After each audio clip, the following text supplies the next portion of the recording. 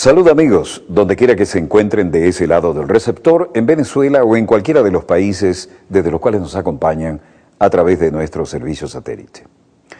Nuestra querida, contaminada y única nave espacial ha dado otra vuelta sobre su eje imaginario y vaya que sigue generando acontecimientos en pleno desarrollo. Programa informal hoy en los aspectos superficiales, de profundo contenido en el análisis político. Tenemos hoy un invitado de excepción y nosotros no solemos desgastar ese concepto, no lo usamos con frecuencia. No es otro que el doctor Jorge Bestringe, quien, además de ser un ex político, como dice él, no sé cuándo se deja de ser político, es un profundo analista de la política y de las estrategias. Nació en Tánger, Marruecos, es un ex político, politólogo hispano-francés, profesor titular de la Facultad de Ciencias Políticas y Sociología de la Universidad Complutense de Madrid.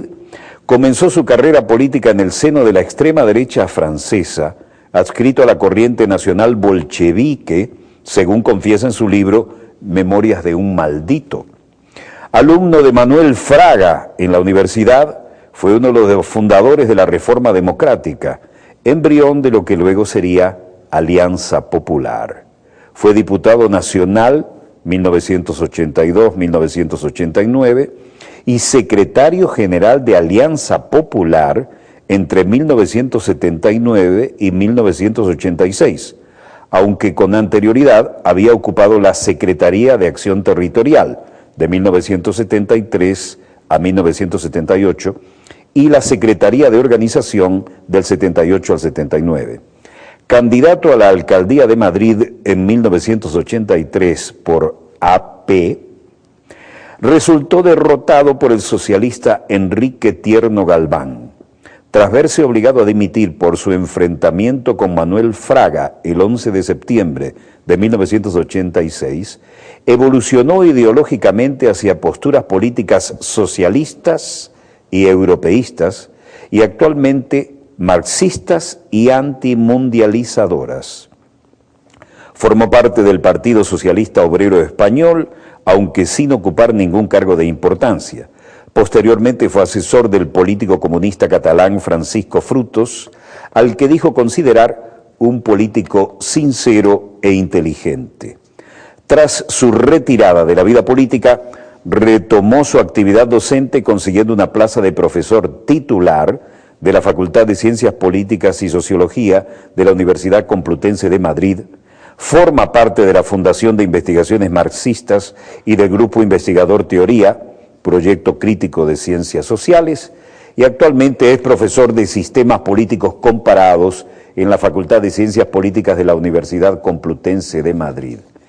Es autor de los siguientes libros: Entre la cultura y el hombre, 1981, La normalización democrática, 1982, Una sociedad para la guerra, 1988, El sueño eurosiberiano, 1992, Los nuevos bárbaros, 1997, Elogios, El viejo topo, 1998, Memorias de un maldito, autobiografía, 1999, Sobre el poder del pueblo, año 2000, R, Rebeldes revolucionarios y refractarios, ensayo sobre la disidencia, 2002, La guerra periférica y el Islam revolucionario, orígenes, reglas y ética de la guerra asimétrica. Se imagina la vigencia que tiene esto aquí, en el 2005.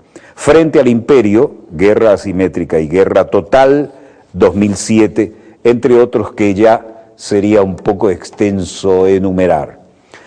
Bienvenido, doctor, amigo, hombre de un profundo análisis y que además tiene unas teorías absolutamente originales, diferentes y con un sentido pedagógico que es utilísimo en este tipo de programa.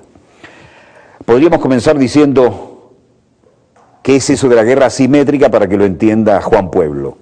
Bueno, Walter, primero agradecer que me hayas traído a este programa, que me consta que es un programa de muy alto contenido intelectual, muy valorado y con mucha audiencia, ¿no? Y donde las cosas se tratan con mucha seriedad y además mucha cortesía, etcétera, etcétera. La pregunta era, pues... ¿Cómo definimos guerra asimétrica de manera que lo entienda, como decimos en Venezuela, Juan Bimba, cuando nos referimos al pueblo llano? Bueno, la guerra asimétrica es una guerra, en primer lugar, entre dos contendientes, de los cuales uno es extremadamente poderoso y el otro no es nada poderoso. De ahí que se le llame asimétrica, porque no cabe ninguna simetría. No cabe ni simetría positiva, ni simetría negativa, no hay simetría. Por eso, asimétrica. Lógicamente, el más débil nunca puede aceptar luchar según las reglas dominantes, que habitualmente son reglas impuestas por el más fuerte y le llevan a ganar, como tú sabes, por cierto, por tus propios antecedentes profesionales. Entonces, ¿qué es lo que pasa? Si el más débil quiere hacer una guerra eficiente, tiene que adoptar otras reglas para hacer la guerra. Y al adoptar otras reglas para hacer la guerra, sencillamente practica la guerra asimétrica. Asimétrica por la desigualdad, pero que incluye necesidad de eficiencia y por lo tanto cambio de reglas.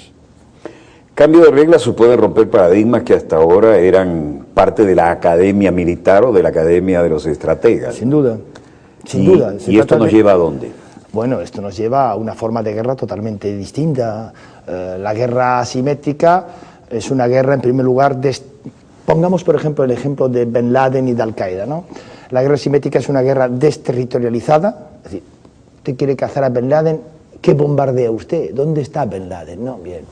Es una guerra además desestatalizada, desterritorializada y desestatalizada.